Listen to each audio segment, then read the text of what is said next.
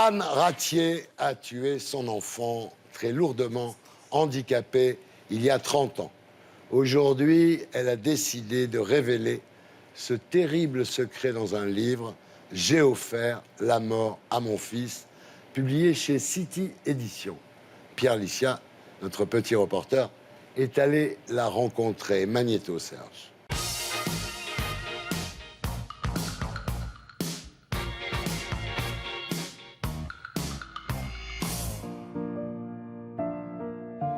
Il y a 30 ans, Anne Ratier a donné la mort à Frédéric, son fils de 3 ans. Aujourd'hui, je suis à Toulouse pour la rencontrer. Bonjour Anne. Bonjour. Toulouse, c'est une ville qui vous tient à cœur? Oui, cette ville me tient à cœur car nous y sommes arrivés peu de temps après le décès de notre fils qui s'est retrouvé à la naissance lourdement handicapé et dont la vie n'était pas vraiment la vie mais une survie, une agonie. Quand Frédéric a 2 ans, c'est là que nous avons appris que notre enfant était né mort et qu'il avait été réanimé de force. Et que nous avons appris qu'il serait tétraplégique. Ça aurait été l'état dans lequel il aurait été toute sa vie? Oui, toute sa vie. On a été anéantis parce que là, tous nos espoirs s'écroulaient en fait. Là, il a plus de 2 ans et demi et il ne tient toujours pas sa tête. On était obligé de le tenir. Il ne savait pas déglutir. Il peut très bien s'étouffer. Il avait peur au moindre bruit. Là, il commençait déjà à se raidir parce qu'il faisait des crises d'épilepsie. Il s'était mutilé. Il avait une cicatrice là parce qu'il se mordait la bouche jusqu'à saigner.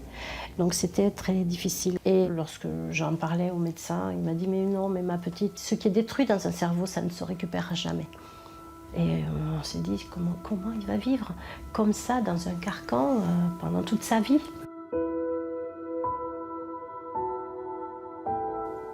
Quelques jours avant les 3 ans de Frédéric, vous décidez de mettre fin à ses jours. Comment est-ce que les choses se sont passées?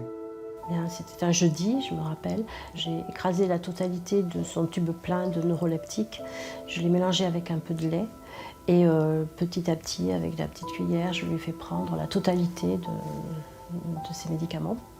Pendant ces jours où on attendait sa mort, il y a des moments où il avait un petit râle, et il y a des moments où je me disais oh, mais qu'il reste avec moi, je ne veux pas le laisser, donc qu'il revienne. Et il y a des moments où je me disais non, il ne peut pas revenir, c'est pas possible. Et c'est le jour de ses 3 ans, le jour de Toussaint, qu'il est mort.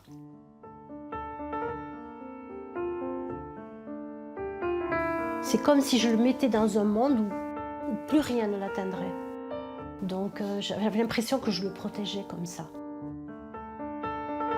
Entre l'euthanasie et l'euthanasie pour autrui que vous avez pratiquée sur Frédéric alors qu'il n'avait pas manifesté la moindre volonté, vous entendez qu'il y a une grande différence? Oui, j'ai conscience de la différence parce que Frédéric n'était pas en état de demander quoi que ce soit. Et je sais très bien qu'à partir du moment où j'ai pris cette décision, non seulement c'était être dans l'illégalité, mais c'était en plus préméditer un geste. Mais ça, je le savais. Enlever de la souffrance à mon fils, interrompre un calvaire, pour moi, ça n'avait pas... La loi, c'était rien, ça n'avait aucun poids, quoi. Même si je devais faire de la prison. Mais c'est quoi par rapport à ce que j'ai vécu? C'est quoi?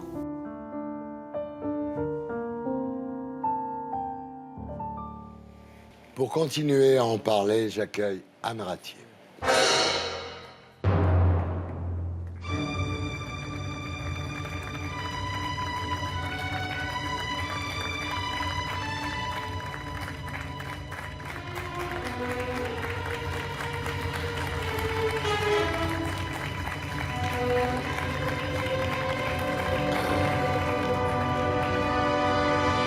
Anne Ratier, bonsoir. Bonsoir. Merci d'être avec nous. Vous racontez votre histoire dans « J'ai offert la mort à mon fils », Oui.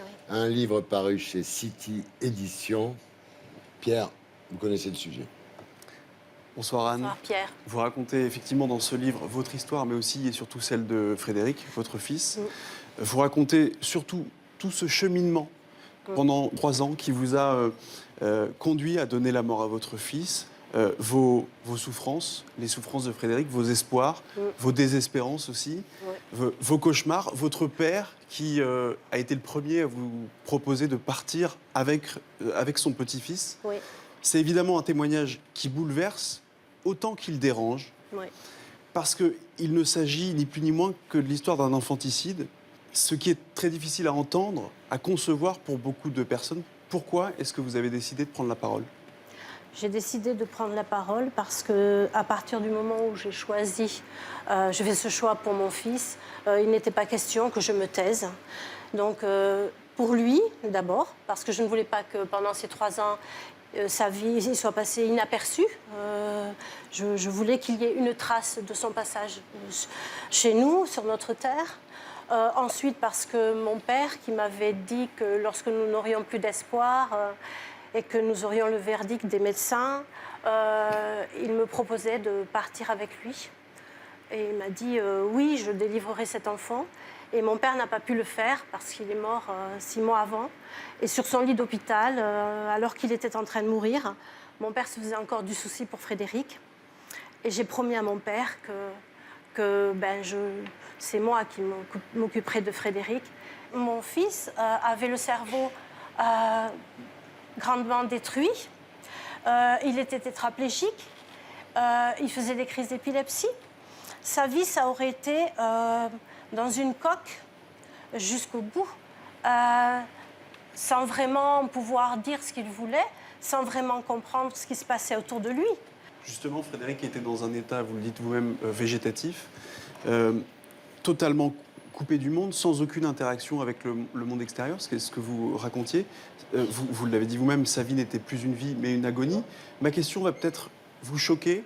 C'est peut-être aussi une question que se posent beaucoup de Français. Alors, je vous la pose. Est-ce que vous avez donné la mort à votre fils pour abréger ses souffrances supposées, ou est-ce que c'était pour abréger vos propres souffrances d'avoir ce fils qui devenait peut-être un fardeau ? Je n'ai jamais pensé que mon fils était un fardeau. En revanche, je ne pouvais pas concevoir que mon fils vive une vie qui n'en était pas une, qui était l'antichambre de la mort. Et je ne voulais pas le laisser à des étrangers. Je ne voulais pas l'abandonner. Et je savais que je n'aurais pas le choix. Et il y avait également cette peur que s'il nous arrivait quelque chose, qui prendrait soin de lui ?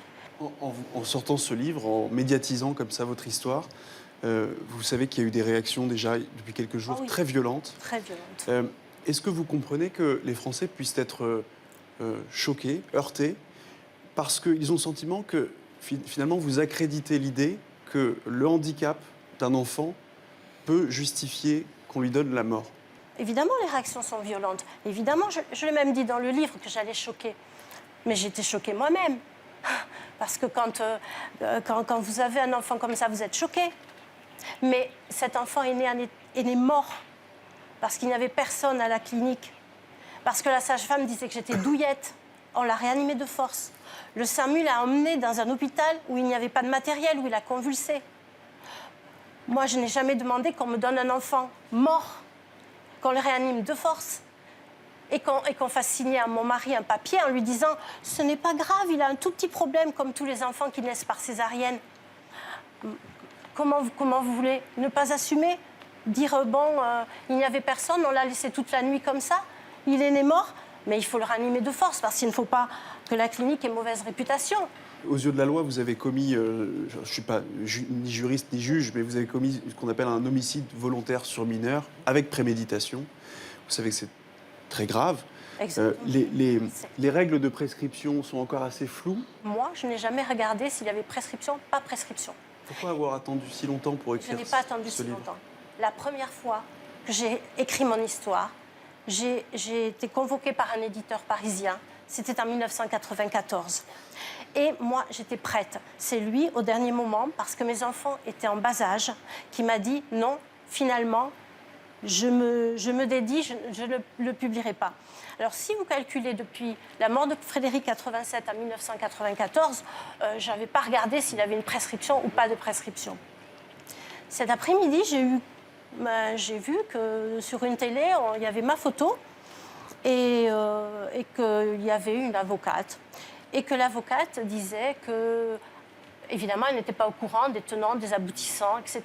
Qui disait que certainement, pour sortir ce livre maintenant, je devais certainement avoir consulté des tas d'avocats et de pénalistes.